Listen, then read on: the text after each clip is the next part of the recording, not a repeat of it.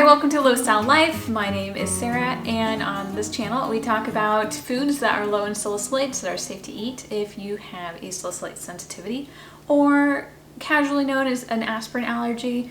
So there are natural compounds in foods that are similar to aspirin that we can react to, and so adhering to a very strict diet is very helpful for health.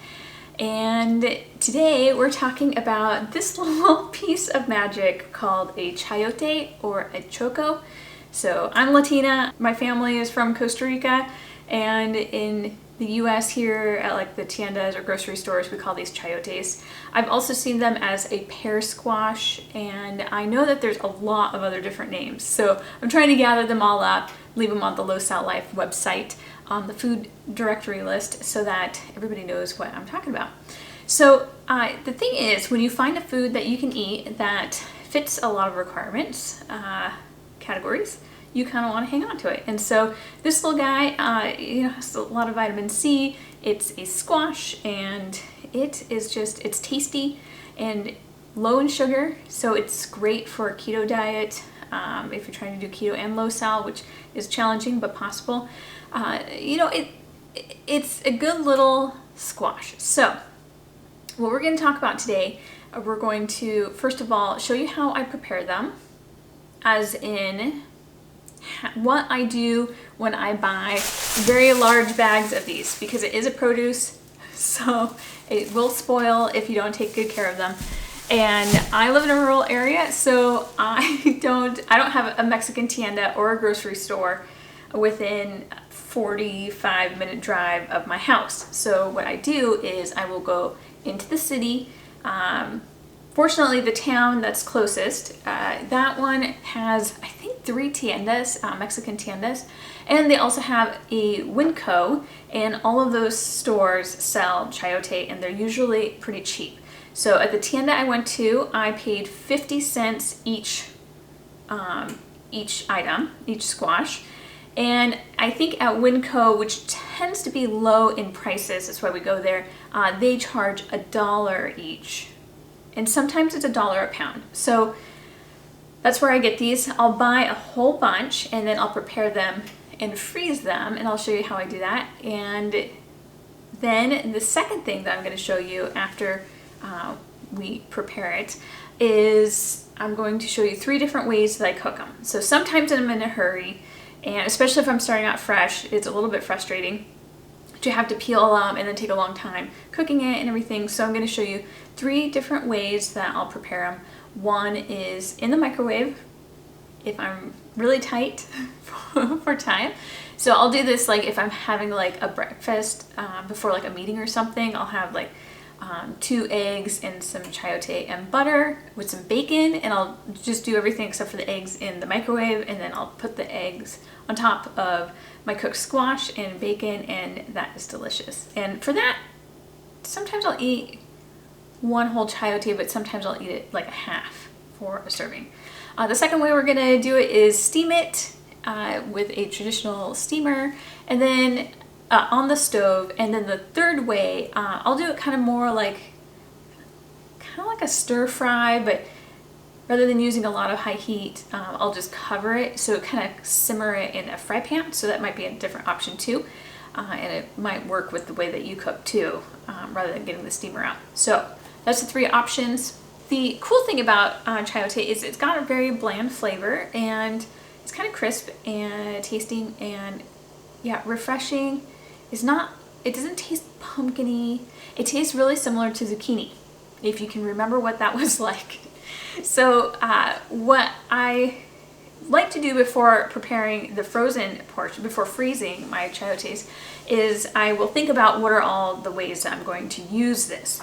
Now, in a future video, because I don't want to worry about it today, I am curious. I used to like zucchini sliced and baked. Just a little balsamic vinegar on there, put a little salt, olive oil, basically things that will kill us now. But I'm kind of curious if I could make something similar with chayote by slicing them very thinly. You can make like zucchini noodles, I'm sure. I don't know if the consistency of these would be the same, so that's something that I'd be interested in trying. If you've tried it, please leave a comment down below. And then the other thing I'm thinking about doing is making a chayote soup. So I used to make this really great zucchini soup. It was out of a Mexican cookbook that I used to have, and it was really simple. It was just chicken broth, zucchini, and you blend it even with the peels, so it got this beautiful green color, which is not an option for us. So zucchini, broth, zucchini, and really just salt and pepper. And so I'm kind of curious if I can make something similar with chayotes. I don't see why that's not possible. And the last thing I came across a chayote chutney, and that looked like it was really good too. That was recommended by Arpa, and I haven't looked through their actual recipe book. I only looked through their elimination diet book, but I might search their chayote chutney and see what they have, because I'm sure that that would be pretty tasty. So, and with that, I used to love to eat pico de gallo, and I'm pretty sure that instead of the tomato, I might be able to replace steamed and cool chayote. Try that with some, green onions and some red cabbage, some of this, and see how close I can get to pico de gallo, or like kind of relish salad with these little magical guys. So a lot of potential. I'm just getting started. I haven't cooked with these before this year, so I know my mom used to eat them, and I just was like, oh, whatever, they're kind of a weird vegetable, and they're not like the normal thing, and I can eat all these other things, so why bother? But now I'm on a mission.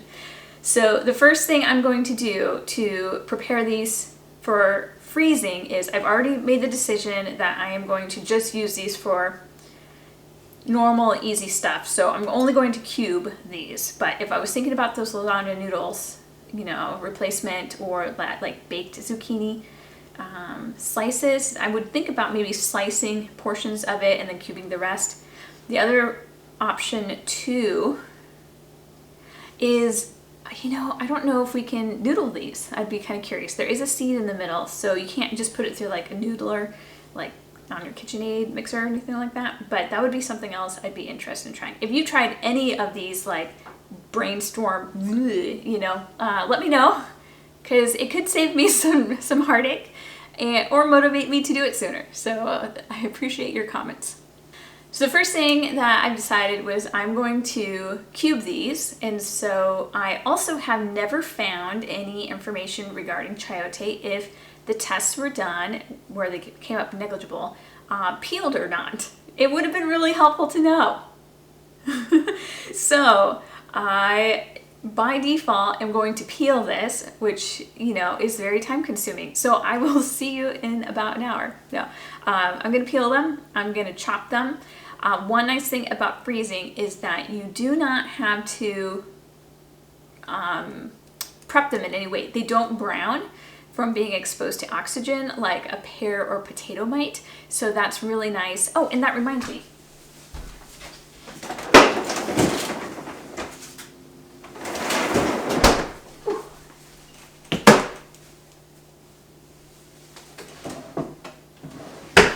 These are so cold I actually can't. These are so cold I can't even touch them. These were in my freezer, and I'll show you real quick. Hopefully they don't slide off the cookie sheet.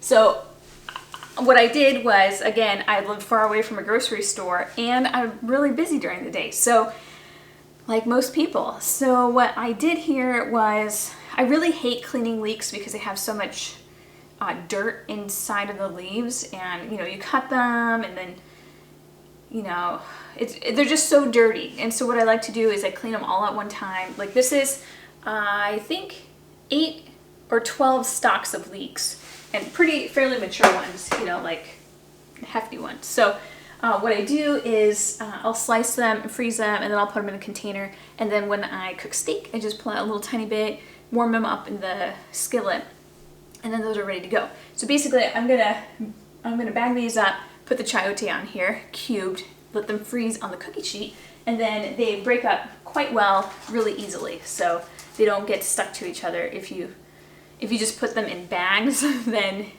they'll freeze all together as like one part. So you want to make sure you flash freeze them or freeze them while they're still separate. And then once they're hard, then you can bag them up or put them in a large container. So let's get started.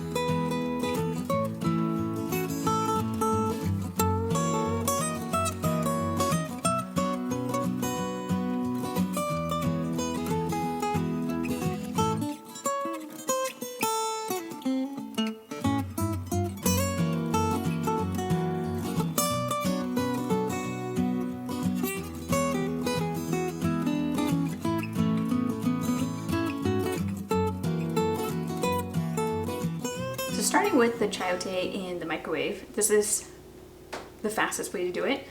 It doesn't yield the best results, but it's pretty good.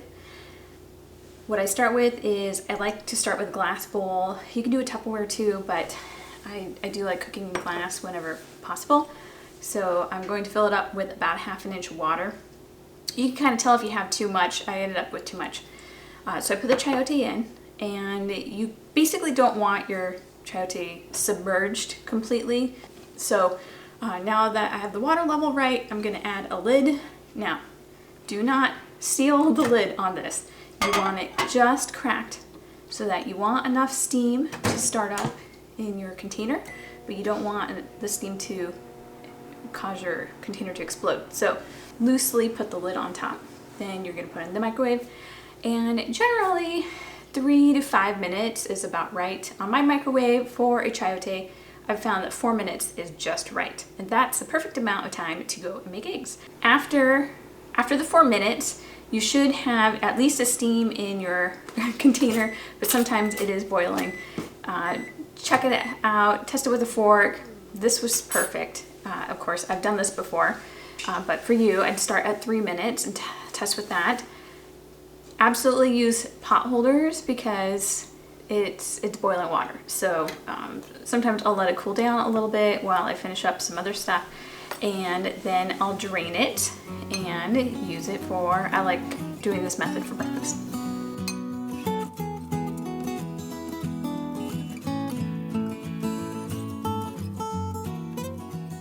So the second method is a little bit more traditional, and if you grew up making vegetables like this, I actually never did. I'm gonna use a steamer, which I've never owned. I purchased mine at the Goodwill for like $1, you know, at the thrift store. And I remember my grandmother having one of these, but in my house, we never had one. So I definitely had to look it up. So you wanna start with about 1 inch of water at the bottom of your pot, bring it to a boil, drop the steamer into your pot. The water shouldn't come above the steamer line, so your vegetables should not sit in water. So then you're going to drop your chayote in there, and then you're going to cover it with a lid and let it steam for about 5 to 7 minutes. Now chayote's a little bit on the hard side, so you might want to check it every few minutes. I had to check mine several times. Just pop a fork in there. When you're done, I wasn't sure the best way to pull it out, but I usually use just a slotted spoon, and I just kind of fish out all the pieces, put it into a bowl, and then you're ready to serve for dinner. I find that steaming gives you the best color and texture and most control over everything. The last method for cooking chayote is one of my favorite because I just love cooking in my cast iron and cooking with high heat. This doesn't work for everybody. I love having a charred little edge on anything on my little chayotes. So I'm going to start with a slice of bacon. You don't have to do this. And then I'm also going to start with animal fat. I put about probably a teaspoon of beef tallow in here. I like beef tallow because it does well with high heat. You can use soy or canola oil, anything that you like best. And then you just want to saute it over medium to high heat. The chayote takes a long time to cook this way, so I do like to add a little bit of water in, like 1/8 of a cup, just to get some water in the pan so it doesn't dry out and overheat. Then I put a lid on top to keep the water in so that you steam it so that it helps speed up the cooking. I think maybe it might be better to like pre-steam the chayote and then add your bacon and then do it all, like you have somewhat softened chayote and then you cook it that way. But I like this. Everything comes out nice and crispy. It does take about 10-12 minutes to cook it this way.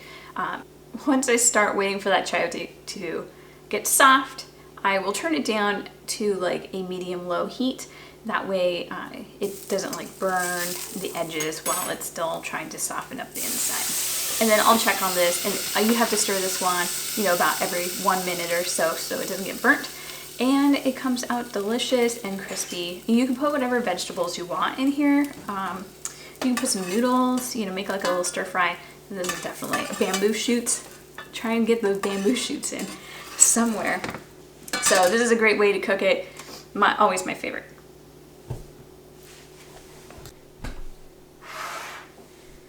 All right, I'm done. I've been in the kitchen for about an hour, hour and a half, and peeling chayotes is very time consuming. So just something to think about. But at least I got it done, out of the way. I don't have to worry about it until next time I go grocery shopping, which should be in about 2 months. Early February, late February, that's kind of where we're hitting. Anyway, I am going to try out the bacon with chayote. And you know, I really like cooking it this way. It takes the longest, it's the longest method, but I like cooking it in the animal fat and maybe using a little bacon for flavor.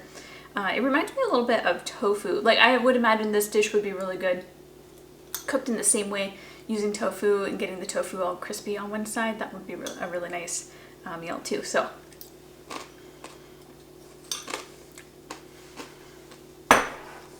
yeah, that turned out good. Okay, while I was peeling chayotes, I came up with a couple of thoughts that I wanted to talk about. One is, if you're new, you might have noticed that I had gloves on. I use gloves when I have to peel foods that might or do have salicylates, especially if I'm going to peel them for a long time. So in this case, I peeled like 30 chayotes. You can tell on the gloves that they were starting to get pretty disgusting. They had a really dark green hue on them, which means that would have been on my hands, transferred to my hands if I didn't have gloves on. I don't normally cook with gloves, but while I was peeling chayotes, I was also doing the microwave and the steaming and the sauteing. So I just want to let you know that I'm not that weird, but there is a reason I'm wearing gloves. But I don't normally use them cooking, but anyway, you get where I'm going. The second thing that I thought would be a great idea, and it's not, so I'm going to save you the time. Don't bother trying to see if you can blanch these. You can't. The peel isn't like a proper peel, like a tomato or a pear or anything that like is on the surface. It's actually part of it, like kind of like a rind, I would suppose, but not like an orange rind. You can think of like an orange pumpkin rind, like that would be the most closely. So it did soften. I tried blanching a couple of them. I was really thinking that I just like would hit the lottery and blow through my task quickly, but no, it didn't work. It made the rind softer, but it did not come off easily like you would expect for a traditional blanch. So that was a bust. Oh, yeah, I couldn't remember what the last thing was that I wanted to say. And that is that chayote comes in a bunch of different varieties. I've got my bacon here. It comes in a bunch of different varieties. So don't be alarmed if I had two, but they were in pretty bad shape. I think I bought them before I left to the west side. I was over there for a while, and then we went shopping and got all the extra chayotes. So I had a few old ones. They can have like they can be really like fluted or got a whole bunch of vertical lines on them. It's still the same chayote. It does make it a little bit more challenging to peel those because you have to get into all the little crevices. So those are fine. I eat those just fine. And then there's also a spiny chayote. I don't usually get them because they seem very intimidating, but I've heard that they're fine to work with as well. So if you don't mind getting the spiny version, that is also an option. And I think that's it. So yeah, let me know if you eat chayote and how you prepare it. If there was something that I missed that you're like, oh my gosh, how have you not heard of this? You know, please leave comments down below. I love reading your comments and hearing what you guys do, especially since you guys are from all over the world. I love hearing what other people do. So I will, yeah, you can find me on Instagram or Facebook at Low-Sal-Life. And if you haven't already checked out, I do have a website that has a food directory, some recipes, and a salicylate levels list based on original research, not recommended lists. So you can check those all out at low-sal-life.com, and I will see you next